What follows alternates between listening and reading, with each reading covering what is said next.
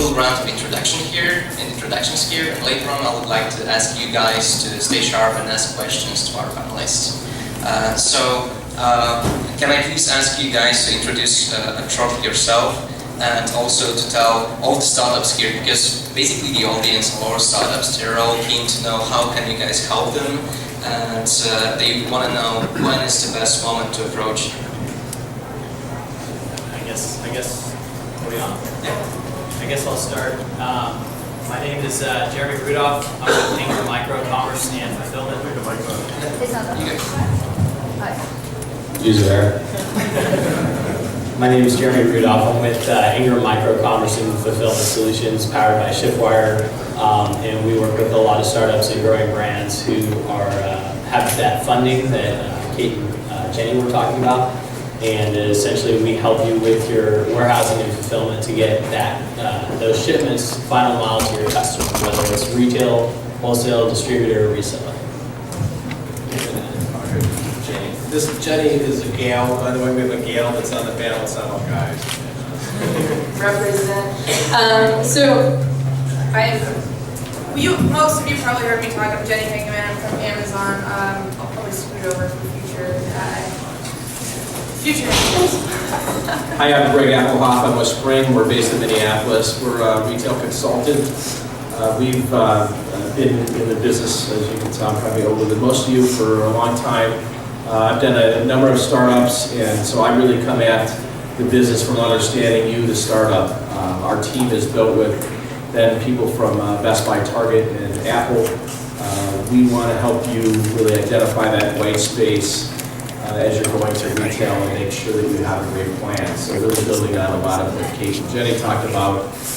We're here to help make this journey into retail really work well.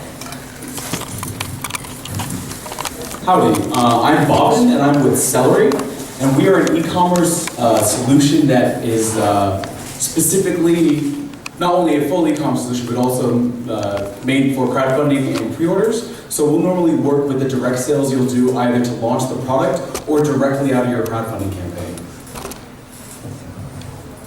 Hello everybody, this is Brent. I'm from China. I run Celery program for Intel in China, basically in Beijing, Shanghai, and Shenzhen.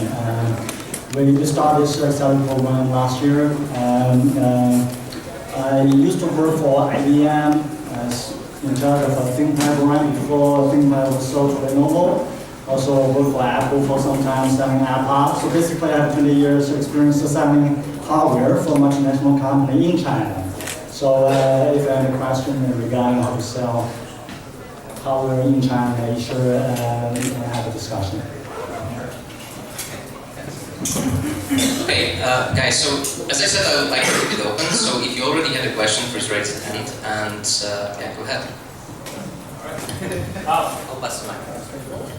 So I know a lot of you work in retail, but I'm just curious if any of you have experience with business-to-business selling hardware, and just kind of what some general tips you would have for businesses doing that.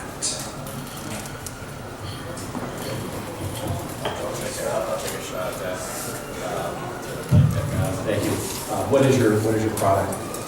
It's a machine that turns food waste into renewable energy fertilizer for restaurants. Okay. Did everybody hear that? It's a machine that turns food waste into energy for restaurants and just for restaurants. There we go. You know, my experience would be in B2B with a company that I ran. We built a distribution business that focused mostly on desktop publishing back when that was a thing. You know, and we partnered with our manufacturers in that B2B space, and we went to direct to corporate. So I think the big thing that I would tell you about all sales channels is go to who you think your consumer is or your customer is, and build those relationships at the customer level. So we've talked a lot about middlemen and how to get there, but I do think you need to identify who those customers are and really attack them with a great value strategy.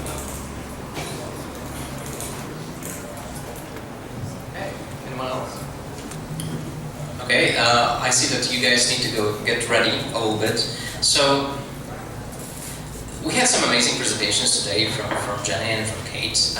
You were basically speaking about one path that you should get from basically acceleration program to retail. And it really gets me interesting because is this really the one path you should follow, or can you skip some steps in the path? So, for example, is it really a need right now in US to get a crowdfunding campaign, to get validation, to go to retail, or can you skip that? And maybe Greg, as you have the most amazing experience with going to retail and finding out if the retailers are really interested in the product. So maybe you could take this one. So I'll maybe take my age again as a work against me, but prior when companies launch product like this, who had an MP3 player called iRiver? Anybody in the audience? So that, you guys are all older than 30 then. That was before the iPod, and we didn't have, when we launched iRiver, we raised funding for them, we put together a channel strategy. There was no such thing as crowdfunding, there was no such thing as really building your community. We just did have to go from retailer to retailer to retailer and basically beg to get on our shelves. We had a great product, so that made it easy. Crowdfunding, the thing that I tell startups that's most important about crowdfunding is you get to know who your customer is. And that data that you're getting from Indiegogo or Kickstarter or others is really important about who is that customer. Because you've been heads down with building your product. Retailers want to know, is a female buying it? Is a male buying it? Why are they buying it? What color do they like? What is the feature that they like? Those are all really important. So build that tribe, build that customer. You know, I was going to point towards you because I feel like. Thank you. So again, I'm Bhavin, I'm with Celery, and it's really interesting when you talk about the need of crowdfunding or the need of kind of scaling or building that brand. And so what we do at Celery specifically is that we allow the sellers or these product makers to do a direct offering to the consumer like itself.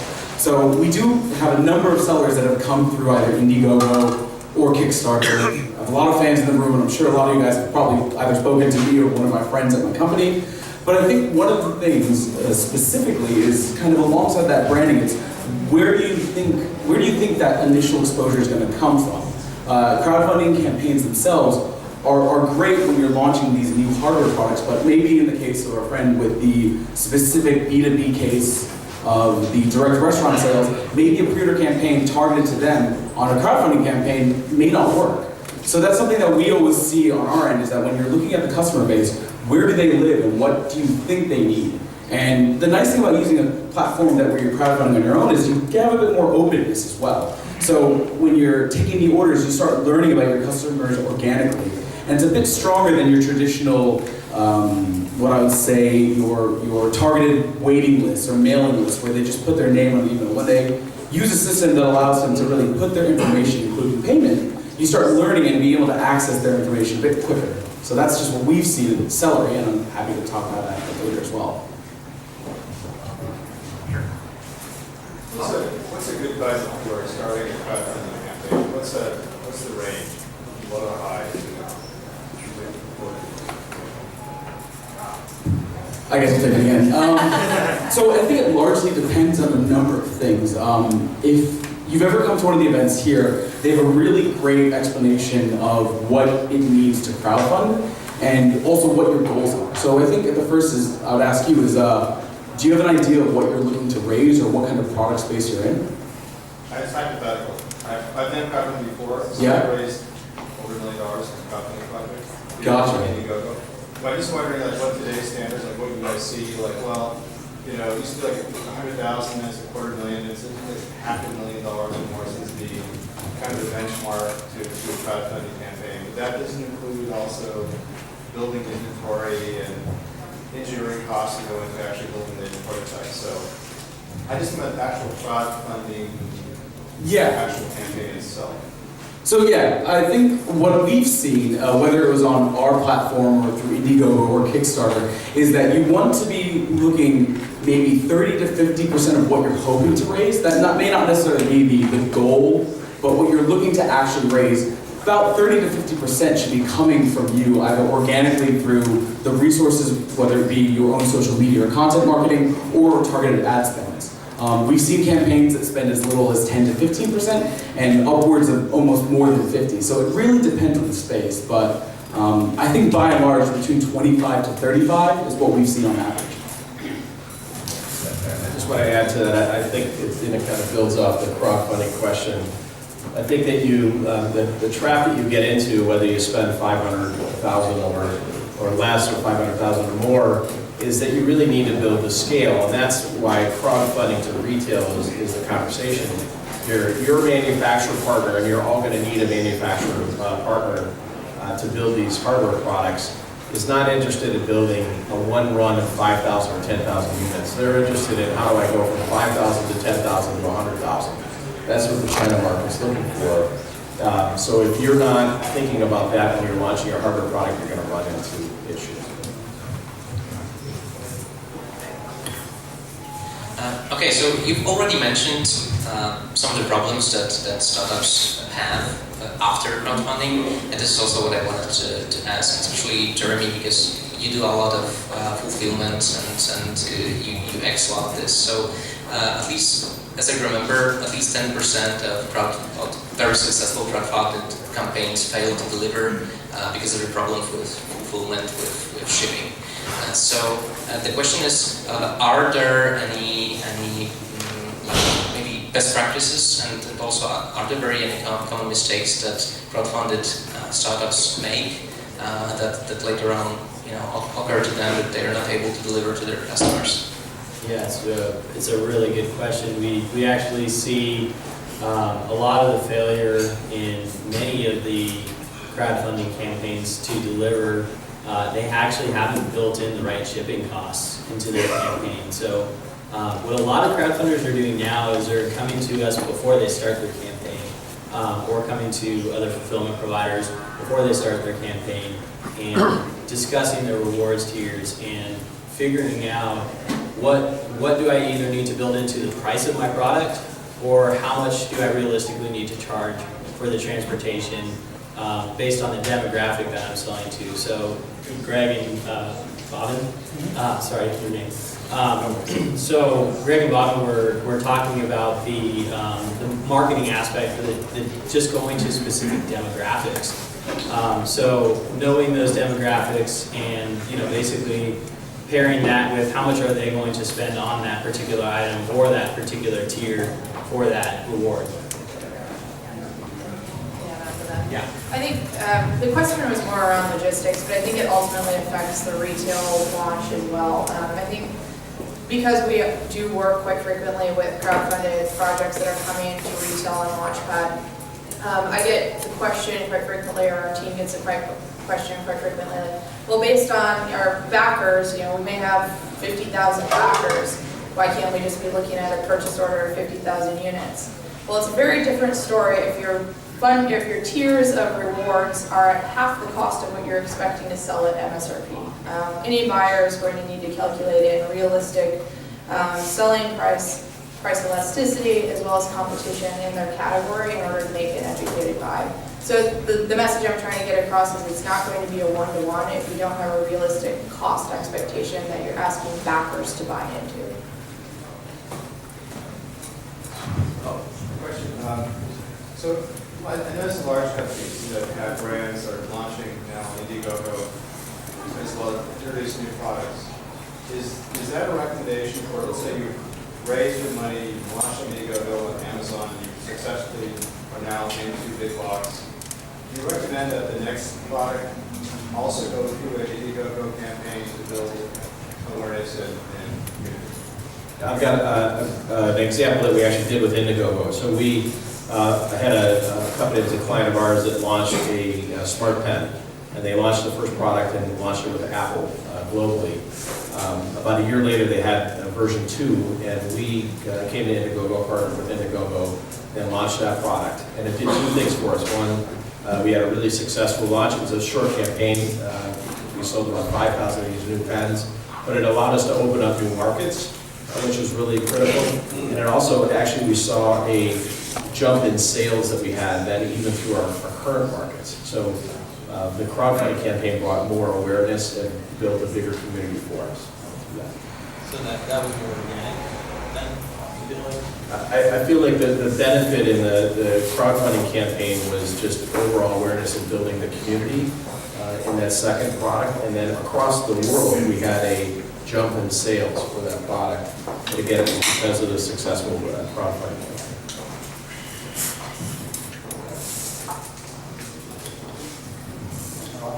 Okay, yes?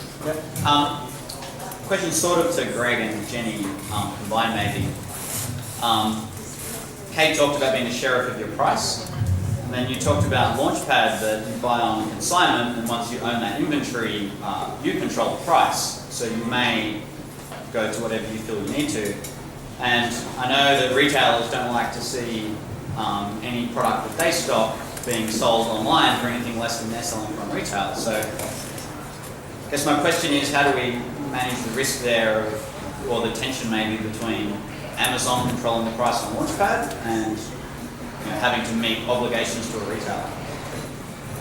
So I think the easiest way to think about it is you should have a firm pricing strategy as well as a promotion strategy that you're willing to share with anyone willing to take ownership of your product. Like that's going to be the best way to keep friends across all of your retailers, as well as a way to have more control and fewer headaches on yourself for chasing down pricing changes. I'd like to clarify a little bit like where our position stands, because we are, the difference between Amazon and a lot of retailers is we're going to prefer to make frequent conservative buys to make sure that we're in a healthy inventory position so we don't have to liquidate. So the risk that has been addressed multiple times in terms of pricing strategy should theoretically be contained and owned by the vendor. Anytime we're making a pricing change, it's affecting our margin. So it's not a strategy that we're looking to employ that I think Greg probably has firsthand insight working with multi-channel retail. I think it's a good question, and I do want to give Amazon a lot of credit on this, because I think this is one of the myths of retail. You can still manage your price if you're on Amazon, but you've got to manage your entire channel. Amazon, in my experience, for our clients, is not looking to undermine the price. It's typically when product gets into the channel that then gets redistributed is where the problems are, and then Amazon's algorithms do then kind of take that into effect. But if you plan a channel strategy, and they should include Amazon, you should be able to keep, if your retail price is $99 or $199, you can manage that, and everybody in that ecosystem will be much happier if you manage that. How do you plan for value-added tax on international shipments?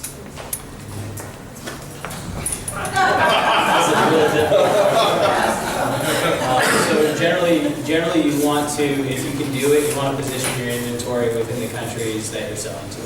So that's the best way to do it. So you'll reduce that VAT tax to the customer, or they effectively won't be paying it because you're paying it up front, coming in, and you're getting a VAT back at the end of the day.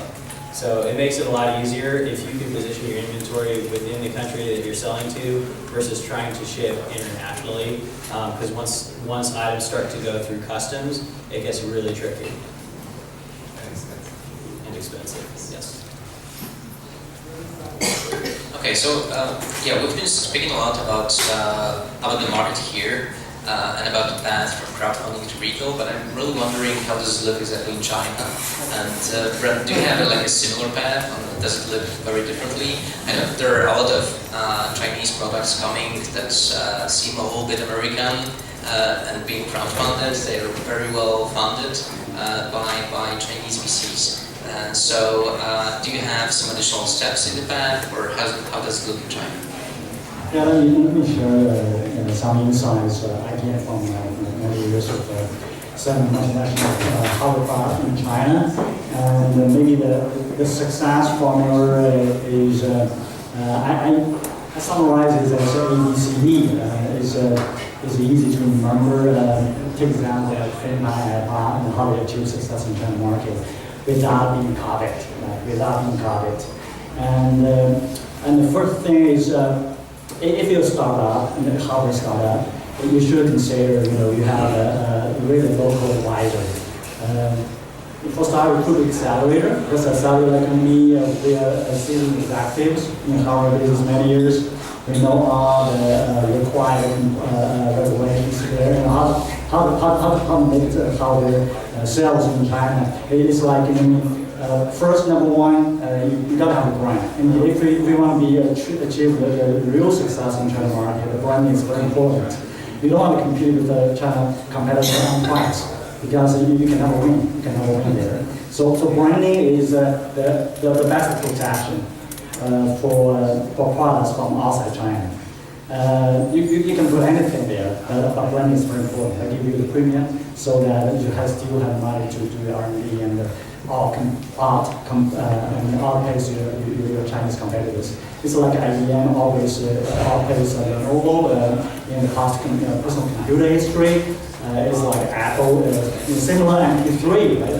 is very popular. Then Apple, they have some very unique value proposition. However, more important is the branding. And Steve Jobs is very good at branding and really play that branding part and ensure that you still have enough money to penetrate the market. The second one, the C part is actually secret for hardware, especially going to Asia and China, especially China.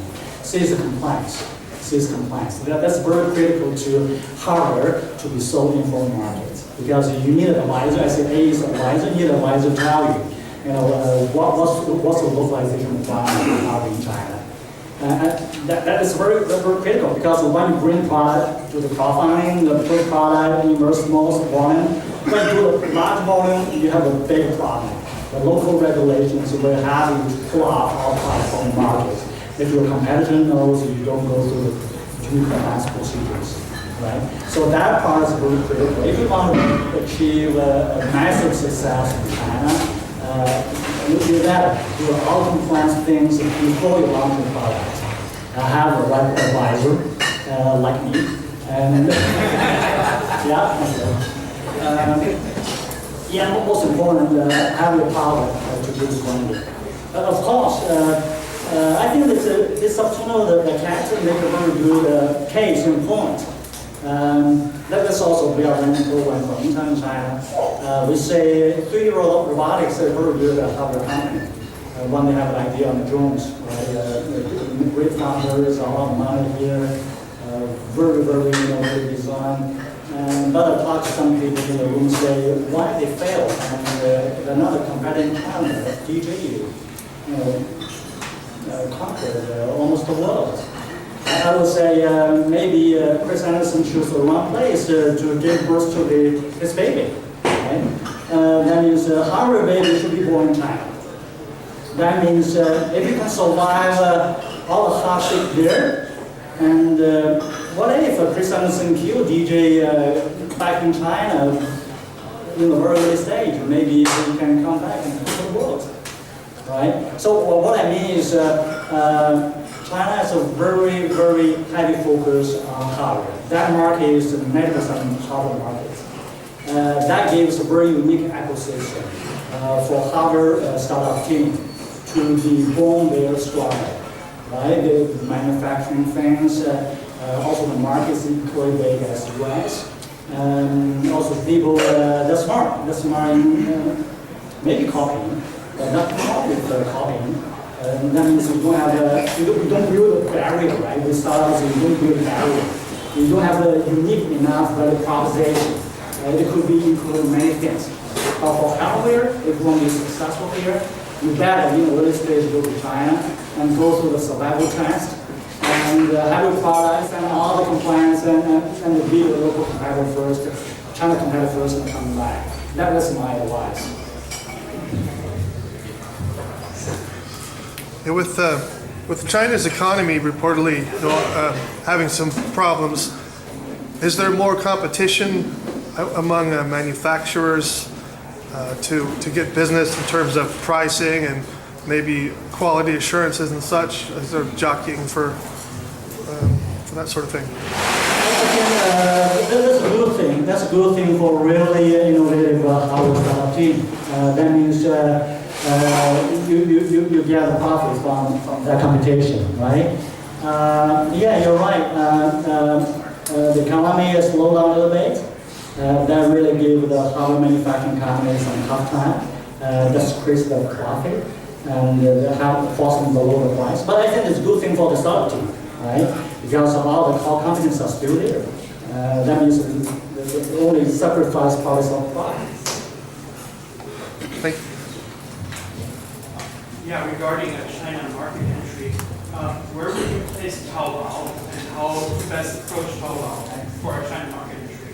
Opening a shop there or dealing with distributors there, what would be the strategy for that? Either Taobao or JD.com. That's China versions of here, the Indiegogo and the Kickstarter. Amazon Launchpad things. I think it's internet based. Everybody has access to that kind of market. I don't see any barrier there. But I think my advice, the difference between being an amateur and you start your hardware product in an amateur way, this crowdfunding is a stage, right? The stage of a test whether you can really become a professional, right? It's more about introducing a product or selling a product on Taobao. What's the strategy? Do I open my own branded store or do I look for smart people who already have stores on Taobao who can sell it? Yeah, what I mean is, if you want to be, strategy means that you want to be very, very successful in hardware business, right? So your strategy should not be limited with the crowdfunding phase, right? What I mean is that if you choose the right accelerator, the accelerator in China is in the very early beginning. If you choose the right accelerator with the good seasoned business executive who has the connections with the local market, to give you the mentoring service, who can give you some advisor, you can go to Taobao. I mean, it's tactics, right? The strategy is go through the crowdfunding so that with after ABC, you can hit the market with no time. Time to market is very important, right? The complexity can drag you behind the schedule so that the local competitor can copy you. Yeah, what I mean is, you should, with ABC, you know what, anything that take you back, that give your local competitor, China competitor time to place in the product, right?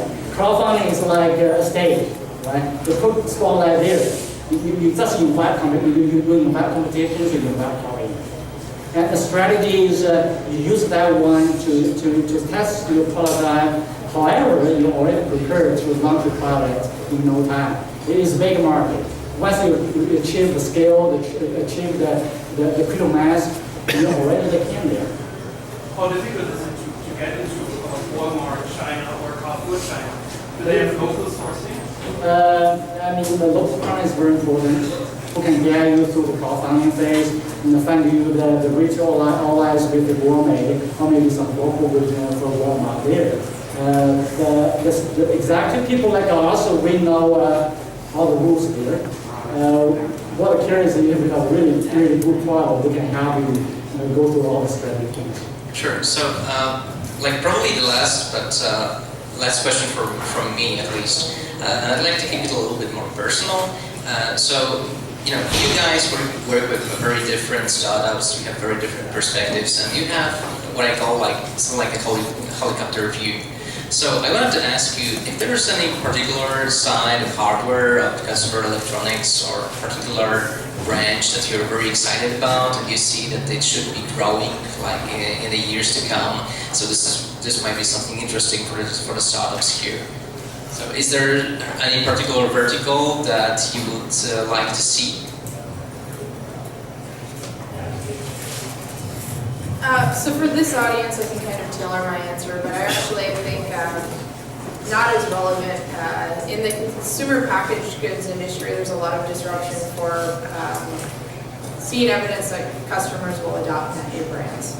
So that's probably irrelevant to most folks who are developing connected devices, but we're definitely seeing that trend on the Launchpad platform. There's plenty of consumable products coming to market that people are more than willing to evaluate their previous purchasing behavior with more established brands. For this room, there's a lot of line of sight on Amazon about what the smartphone is going to turn out to be. We're putting a lot of bets in that. and putting some definition around it is something that Launchpad kind of coordinates with the home improvement team on. So I think that we're getting more room specific, where we're seeing some trends in not just lighting, like big, like kind of across your home things, but what a smart kitchen looks like, or what a smart bedroom looks like, things of that nature. Where I think if we see customer adoption, there's going to be room for disruption. I'd like to take in the hardware arena robotics. I think there's actually a guy in the room here that started a robotics company in town about 10 years ago. And I think that the robotics, and there's a company in here that's doing robotics, but I think robotics is really a fun category. And I actually think if you combine robotics with what Amazon is doing with Alexa, then it really becomes powerful. Right now I can talk to my robot, I can get to the cloud. So I take Alexa off the table, as we know the Echo today. We start moving that around the house. We integrate a camera into it, and it really becomes really fun. So I love what's happening in the robotics space. So kind of putting both of your strategies or both of your advice together, I think that just anything in the home that makes it easier for a consumer to live their life is going to, that's electronic in the hardware space, is going to be selling in the next couple of years.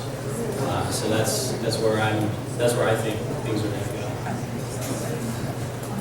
go. I'm going to give a slightly different answer from what we've seen in crowdfunding projects and self-crowdfunding projects specifically that have really started to seem interesting and may not have the largest market but have really excited and committed buyers is the chip boards, things like the Arduino board or the Pine 64s. While they may not scale as large, and I guess in our experience we work with slightly earlier companies, but one thing I find is in that vertical you see a user base that's constantly looking to innovate and to build stuff. They want something to help them create something more. And so in the past 2 years we've seen projects raise, maybe at most 100 to 200 to raising over $2 million. So something to keep in mind if you guys want to enable the creators, there's a million of them out there and they're all looking to find easier ways to build what they want to do. So.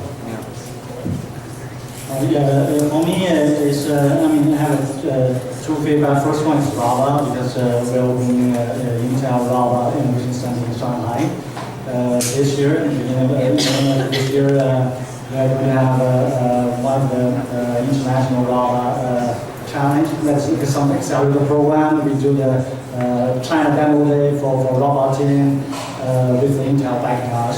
So I think Rava is definitely an area everybody is looking at. But for me personally, I'm working on the education market. If we have any Rava project, focus on education, because China is a pretty big education market. If any Rava can teach Chinese English, I think that's a huge success. Okay, so I'll only add that there's Anna that's doing Robo Interview from our portfolio that you should meet definitely. And and I will wrap it up. So thank you guys so much for the panel, and it's been absolutely amazing. I know that you guys had some great questions as well. So thank you about it. And right now we'll get to the exciting part, which is the pitch contest. Thank you.